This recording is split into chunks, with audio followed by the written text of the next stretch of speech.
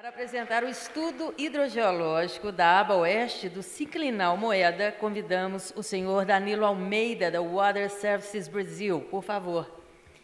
Ele é graduado em Geologia pela Universidade Federal de Minas Gerais e é mestre em Recursos Hídricos pelo DESA UFMG.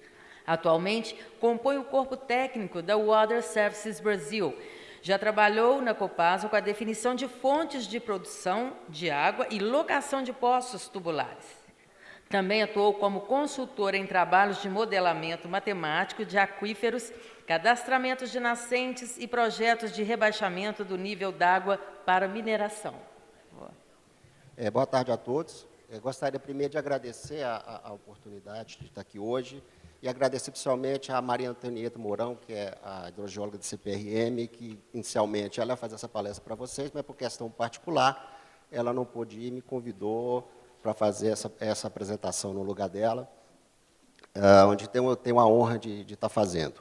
Apesar do título estar falando sobre um estudo hidrogeológico, na verdade, eu vou apresentar dados desse estudo, mas o objetivo dessa palestra não é o estudo em si, mas é mostrar a questão da hidrogeologia, do estudo hidrogeológico sobre as questões global dos recursos hídricos. Quem tiver interesse, depois estou aberto a mostrar o estudo na íntegra, outras apresentações, mas nesse caso aqui, apesar que a gente vai ver alguns dados desse estudo, mas a gente não vai falar do estudo em si e do resultado do estudo. Eu fui muito feliz com a apresentação anterior, que parece que foi uma introdução, né, do que eu ia falar, porque, infelizmente, eu só estou participando do evento hoje, que eu estava viajando, e a gente está falando muito de recurso hídrico, de bacias e avaliações de bacias, mas acho que a gente não pode esquecer nunca, o que a gente está falando é de um ciclo, né, que é de um ciclo hidrológico. E aí o que a gente tem é que nós, hidrogeólogos, ficamos aqui na nossa caixinha, trabalhando aqui com água subterrânea, os hidrólogos ficam lá trabalhando com água superficial. Às vezes eles vêm aqui um pouquinho na água subterrânea, mas não aprofundam também, né?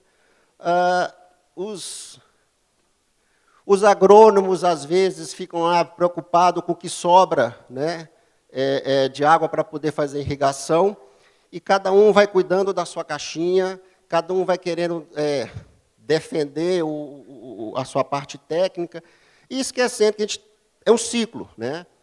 Como o professor anterior falou, a recarga, na minha opinião, é o principal fator desse ciclo. Se a gente está mexendo na recarga, eu brinco muito que é como mexer no nosso salário. Se não entrar no banco, não vai ter dinheiro até o final do mês, né? Então, a recarga é a mesma coisa. Se você não fazer com que essa recarga aconteça, você não vai ter água superficial. Se você não ter água superficial, você não vai ter rio, você não vai ter bacia, e é o que a gente tem visto aí nas palestras que hoje eu acompanhei, né? E aí vem aquela história, a sociedade quer respostas, né? A sociedade quer respostas porque você tem empreendimentos sendo colocados nas bacias, você precisa de empreendimentos, você precisa de economia, as pessoas precisam comer, as pessoas precisam andar de carro, as pessoas querem telefone celular do último tipo, mas tudo isso aqui você precisa de água, né? Então, a sociedade ela fica procurando respostas, e a gente, que é da parte técnica, né, somos chamados, às vezes, para tentar dar essas soluções. Mas, às vezes, só com a hidrogeologia você não consegue responder, só com a hidrologia você não consegue responder, só com a agronomia, só com saneamento, etc., né? Então, esse estudo que eu estou citando aqui é isso, né? Foi uma demanda da sociedade civil, via Ministério Público, que disse, olha, existem vazões secando e eu quero uma resposta sobre isso, né? Então, para que a gente tenha e dê essa resposta para a sociedade civil, que dê a resposta para o Ministério Público, que dê a resposta para os órgãos ambientais, fiscalizadores, a gente precisa estudar, né? Só para a gente contextualizar, quer dizer, nós estamos estudando uma área aqui no quadrilátero ferrífero, para quem talvez não esteja acostumado com essa figura, né, que faz parte de duas bacias, né? Você tem do lado a bacia do Rio Paraopeba, você tem do lado a bacia do Rio das Velhas, e você tem 3 municípios envolvidos. E a questão interessante é que a água subterrânea não respeita, não tem título de eleitor, né? Então, às vezes, eu já ouvi, em alguns comitês que a gente tem apresentado, a pessoa falar, eu não tenho nada com isso, eu moro em Nova Lima. E o município é de Itabirito, é de Brumadinho, eu acho que tem sim, porque a água subterrânea não respeita, a água subterrânea não tem título de eleitor, né? E aí a gente está estudando essa parte aqui da Serra da Moeda. E o interessante é o seguinte, né, essa área de estudo ela tem 2 limites que foram escolhidos por limites geológicos, mas, por coincidência ou não, são 2 atividades de mineração que você tem nos 2 extremos, né? E a parte, né, importante do estudo é essa aqui, mas a gente está estudando todo. Por quê? Porque não adianta você ficar olhando só para onde você acha que está seu problema, ou você ficar olhando só para onde você acha que o reclamante está dizendo que está secando a nascente ou não está. Eu acho que a questão da hidrogeologia, a questão do recurso hídrico, ela é muito mais complexa e se promete numa região dessa nossa aqui, né? Então, foi desenvolvido, né, se colocou uma metodologia para esse estudo, que a grande parte dessa metodologia é a parte de coleta de informação. Porque se você não tiver coleta de informação, se você não tiver informação, não adianta você estudar. Né? Depois que você vai fazer um relatório técnico, depois, né, no final, esse trabalho foi dividido em 2 fases, vou falar mais para frente, mas essa fase 1, inclusive, é um documento público que está protocolado no IGAM. Então, você tem que gastar no estudo técnico em geral, mas de hidrogeologia parece que é muito mais difícil, porque você não está vendo a água, né? Você está supondo que ela esteja, você tem que saber para onde que ela vai. Então, você leva, né, você tem que levar um tempo bastante grande para que você consiga, então, ter um levantamento de dado robusto para que você possa tirar suas conclusões sobre esse estudo, né? E hoje, no estado de Minas, principalmente, qualquer estudo hidrogeológico que você tem, todo mundo quer fazer um modelo numérico, né?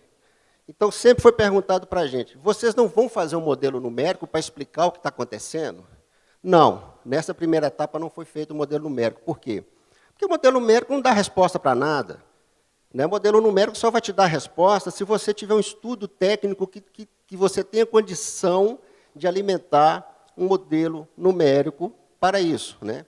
Então, hoje, qualquer empreendimento de água subterrânea, a primeira coisa que vem na cabeça das pessoas é fazer o tal do modelo numérico para tentar ter as respostas que precisam, né? E aí, não. Primeiro, a gente vai ter que fazer um levantamento de campo, onde você tem que visitar todos os empreendimentos, você tem que coletar dados, você tem que ter várias fontes de informação, seja ela particular, seja ela de empresas, seja ela de ONG, seja literatura técnica. Você tem que estar atrás dessas fontes de informação, né? E, mesmo assim, o que você descobre é o seguinte, as fontes de informação estão concentradas onde você tem indústria, onde você tem empresa. No meio aqui, você só tem o que você conseguiu pegar, o que você foi no campo, o que você conseguiu ver, né? Então, você começa a sentir que está faltando dado. E eu acho que isso, para a hidrogeologia, para a questão de recursos hídricos, é extremamente importante, né? Aqui começa a ficar faltando um pouco do monitoramento que muito se falou, né? Aí você começa a sentir um pouco de falta da mão do Estado, né, na questão do fomento, do monitoramento, de fornecer as informações que você precisa para qualquer estudo dessa natureza. Outra informação importante para a hidrogeologia, a gente fazendo um corte aqui nessa região, é o entendimento da geologia. Sem entender a geologia, você não consegue entender a hidrogeologia. Mais cedo aqui falaram, teve uma palestra, falou, olha, os rios que correm o sistema cristalino secam mais rápido ou têm menor capacidade hídrica do que os rios que cortam, que estão sobre as bacias sedimentares. Então, se você não tem um conhecimento da sua geologia, você não vai conseguir fazer uma hidrogeologia que você tenha confiança, né, para usar ela para qualquer tipo de avaliação. Seus dados de monitoramento, esse é o principal. Esse é o mais importante. E aí, quando a gente começou a ver, o melhor dado de monitoramento que a gente tem foi dados de pluviometria da ANA desde 1940. Então, à medida que a gente vai caminhando para a área de estudo, as informações elas vão diminuindo. Então, você tem dados de monitoramento de nascente desde 1994, que começou a ser feito pela MBR e hoje é feito pela Vale. Por que você tem desde 94? Porque, na época, a MBR queria abrir a mina de Capão Xavier. E, para ela abrir a mina de Capão Xavier, ela foi obrigada, entre aspas, a conhecer aquele sistema, né? Depois você pula, já para 2006, 2007, para Gerdau. Foi onde começou a operar. Depois você vem para a mina de Pau Branco da Valorec. Gente, eu estou colocando o nome das empresas aqui, que esses dados são públicos, né, não tem problema nenhum, né? Quando você vem aqui, vamos dizer assim, que é o foco da questão, o seu dado de monitoramento ele é pouco, ele é pequeno. Quer dizer, você tem as nascentes do Retiro do Chalé, que foram começando a monitorar por volta de 2012, e você tem as nascentes, né, que são monitoradas pelo site de Itabirito, em 2015. Então, se você não tem monitoramento, se você não sabe como é que essas nascentes estão comportando, como é que você vai fazer o estudo? Então, a gente tem que começar a cruzar as informações. Então, você pega a estação, né, de pluviometria da ANA, onde você tem 41 anos, pouco mais de 40 anos de idade. E você começa a perceber que, de fato, como já foi falado aqui, nós estamos passando, desde 2012, de chuvas, né, abaixo da média, nós teríamos aqui uma média em torno de 1.580 milímetros, e nós estamos há 4 ou 5 anos entrando em chuva abaixo da média. Ou seja, se está chovendo menos, está infiltrando menos. Se está infiltrando menos, é óbvio, se vocês lembrarem do ciclo hidrológico, vai uma hora sair uma quantidade menor de água nas nascentes. E é isso que a gente vinha percebendo, né? Você tem algumas nascentes que vêm diminuindo. Essas aqui ainda tem um período pequeno de monitoramento, mas quando você pega esse conjunto de nascentes, que são essas aqui, que são monitoradas desde 94, essa linha aqui está mostrando a mesma data, como elas não estão na mesma escala, a gente está vendo aqui 2012, a partir de 2012. É claro e evidente que essas vazões estão caindo. Mas alguém pode levantar o braço, mas você tem mineração aqui, você tem poço aqui, você tem etc. Mas o que a gente tem que entender primeiro é o mecanismo. A questão do recurso hídrico em si, depois que a gente entender o mecanismo da água subterrânea, eu acho que acho que aí, com intermediação do Ministério Público, do IGAN, da FEAM, vamos entender o que sobra de recurso hídrico para cada parcela da sociedade. Mas o que a gente está querendo entender aqui é o mecanismo, né, da água subterrânea. Então, assim, a questão do ciclo hidrológico ela está claramente refletida, né, no caimento de todas as nascentes, em particular, né, nessa parte oeste do ciclinal Moeda, mas a gente está vendo que essa seca ela está acontecendo em grande parte do país, né? Outro ponto importante para o estudo hidrogeológico é a parte de você entender a química da água. Eu vou fazer uma analogia, né? Se cada formação geológica fosse aquele suquinho tangue, cada formação geológica tivesse um tangue de laranja, um tangue de uva, um tangue de framboesa, quando essa água passasse por ali, ela ia adquirir aquele sabor, né? A água subterrânea é a mesma, ela adquire padrões químicos da rocha que ela está percolando. Então, a gente consegue, através do estudo hidroquímico, separar, né, os diversos tipos de água, que a gente até brinca, chama de DNA da água, ou seja, qual tipo de rocha e por onde que essa água está percolando. Então, é outra ferramenta importantíssima para você conhecer o seu sistema hídrico de percolação de água. Bom, enfim, você desenha o seu modelo, que a gente chama de modelo conceitual. Ou seja, é o conceito que você tem das condições de fluxo, da percolação da água, das nascentes, como que ocorrem as nascentes, onde estão os poços, essa nascente aqui tem a ver com essa aqui de cima, ou seja, você desenvolve o seu modelo conceitual, né? Desenvolvi o meu modelo conceitual, eu vou interpretar meus dados. Mas nessa condição particular, o que a gente se deparou é o seguinte: as informações, interpretações foram suficientes para responder todas as questões? Né? É importante, porque a gente tem que responder a questão da sociedade. Né? A sociedade está querendo uma resposta sobre o que está acontecendo. Então, a gente que está fazendo estudo, a gente como técnico, a gente tem que responder. Né?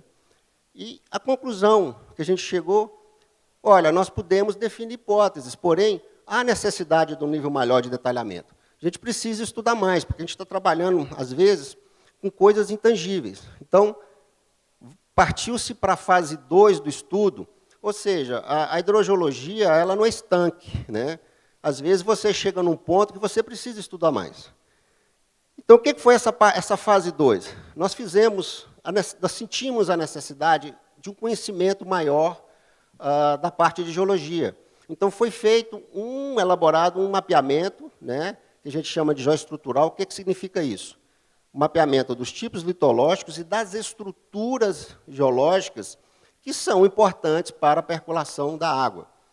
Existia uma informação geológica do mapeamento do DOR, muito famoso para quem milita na área de geologia, porém, nós sentimos a necessidade de melhorar essa informação, e essa informação foi melhorada. Né? Sentimos a necessidade também da continuidade do monitoramento hidroquímico, porque a química da água ela pode mudar com bombeamento de poço, com rebaixamento de nível d'água, etc. E outro fato muito importante, a percolação da água no meio subterrâneo, ela respeita regras matemáticas já definidas e conhecidas. E essas regras matemáticas elas são em função de que ele chama de permeabilidade do meio, que é qual é a velocidade que essa água vai andar no meio subterrâneo, e também o que a gente chama de armazenamento, ou seja, o quanto de água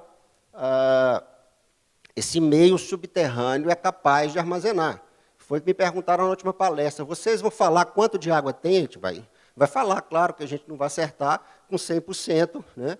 Mas a gente vai falar, vai definir. Então, essa elaboração desse ensaio de aquífero, ele é importante para que se faça, então, determinar esses parâmetros das rochas, para que você possa definir a quantidade de água subterrânea que você tem armazenada, qual a velocidade que essa água anda no meio e qual é a relação de poços que existem nesse aquífero com vazões de nascente. Então, fizemos ensaios instrumentando poços para evitar o erro humano aqui nessa questão, né, onde a gente obtém todos os valores automaticamente. Né. Então, hoje, né, nesse estudo em particular, nós estamos, que a gente chama de fase 3. Né. Então, como eu disse para vocês, a gente teve o monitoramento hidroquímico, que a gente precisa acompanhar e definir esse DNA da água, ou seja, qual que é a característica química dessa água, quais os elementos que essa água tem que difere uma da outra. Né? Fizemos um mapeamento geológico, porque se a gente não conhecer essa geologia em detalhe, você vai ter dificuldade para fazer as suas interpretações sobre as condições de fluxo subterrâneo. Né? Os ensaios de bombeamento, que você precisa saber as características, que a gente chama hidrodinâmicas do aquífero. Né? Aí sim, a gente entende que nós vamos ter dados suficientes para fazermos o famoso modelo numérico. Ou seja, o modelo numérico ele vai ser, no máximo, 15%, 10%, 20% do nosso esforço no entendimento desse meio hidrogeológico que é complexo. Então, o modelo numérico ele tem que vir por último e ele tem que ser balizado de informações técnicas extremamente robustas para que você consiga dar as respostas que a sociedade está querendo. Né? E, para finalizar, quer dizer, quais são os principais pontos da metodologia que a gente adotou e dos cuidados que a gente tem, e que acho que todo estudo hidrogeológico deve ter. Eu acho que, primeiramente, é necessário integrar geologia, hidrogeologia, hidrologia, para que você entenda o fluxo de água subterrânea. Se eu ficar só na minha caixinha de hidrogeólogo, ou o hidrólogo ficar só na caixinha dele, a geologia ficar só na caixinha dela, e você não integrar essas informações, dificilmente você vai conseguir ter um estudo robusto. Né? eu acho que isso aqui é muito importante, né? Nós, para qualquer estudo, é necessário uma massa de informação que nem sempre está disponível, né? E não existe poesia na indústria. A indústria ela só faz monitoramento se estiver na condicionante ambiental. Então, aqui começa a entrar, e deveria entrar cada vez mais, o braço forte do poder público, porque é ele, na sua licença ambiental, que tem que ter técnicos suficientes e necessários para analisar os dados de RCA, PCA, rebaixamento, o que for, para saber onde e qual a frequência do monitoramento que as indústrias têm que fazer. Porque cada um fica cuidando do seu boteco. Então, essa região que a gente está estudando, esse não é o único empreendimento, são vários empreendimentos já existentes e outros empreendimentos a se instalar. Então, cada um está cuidando da sua caixinha, né? E eu acho que está faltando ainda o poder público para estar olhando isso como um todo, né? Porque é necessário muito recurso humano e financeiro para fazer esse tipo de estudo, né? Então, quando você hoje tem condicionantes para ganhar carimbo, nem sempre você tem um monitoramento robusto. E você também tem a dificuldade de ter acesso a esse monitoramento, né? E eu coloquei aqui em destaque a questão da gestão de recursos hídricos. Eu devia ter contado, mas essa palavra deve ter sido uma das mais faladas aqui hoje, né? Não porque ela está na moda, porque é importante, né? Eu acho que a gestão de recurso hídrico ela é extremamente cobrada. Todo mundo quer fazer gestão de recursos hídricos, é bonito para caramba fazer gestão de recurso hídrico.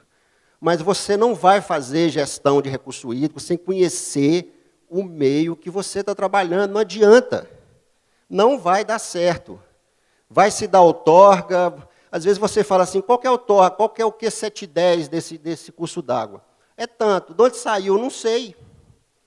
Ou seja, você não tem monitoramento. Agora, minha opinião pessoal, esse conhecimento ele tem que ser gerado, ou pelo menos ele tem que ser compilado, ele tem que ser disponibilizado para quem, na minha opinião, é de direito fazer isso, que são os órgãos fiscalizadores, que são os órgãos estaduais, federais, né, da parte de recursos hídricos, que eu acho que eles estão aí para isso, né?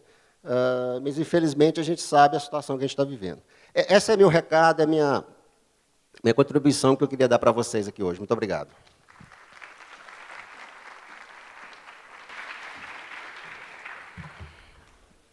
Danilo, tem uma pergunta aqui para você. Você acha razoável que as áreas de recarga do quadrilátero sejam destruídas para se exportar 90% de todo o minério de ferro, já que o minério é o aquífero profundo da região? Esses dados são do IBRAM. 90%. Bom, eu acho que a área de recarga não tem que ser destruída, né? Como se falou aqui na apresentação passada, eu acho que a gente tem que achar um equilíbrio entre a parte econômica e a parte ambiental, né? Essa área que eu mostrei para vocês, ela só está íntegra até hoje porque não tem minério ali. Eu tenho convicção absoluta. Porque se tivesse minério entre a mina da Gerdau e a mina da Mannesmann, você não tinha essa área íntegra. Então, acho que cabe... E ali é uma área importante. Ali é a área de recarga. Quer dizer, onde você tira o minério é a área de recarga. Isso é óbvio, que todo mundo sabe disso. Eu acho que tem que procurar um equilíbrio. Você não pode nem ser, na minha opinião, radical nem para um lado e nem para o outro. Eu acho que tem como conviver, tem que ter equilíbrio. Mas, novamente, a sociedade civil tem que estar cobrando, o poder público tem que estar de cima e tem que estar fiscalizando. Senão, nunca vai dar certo.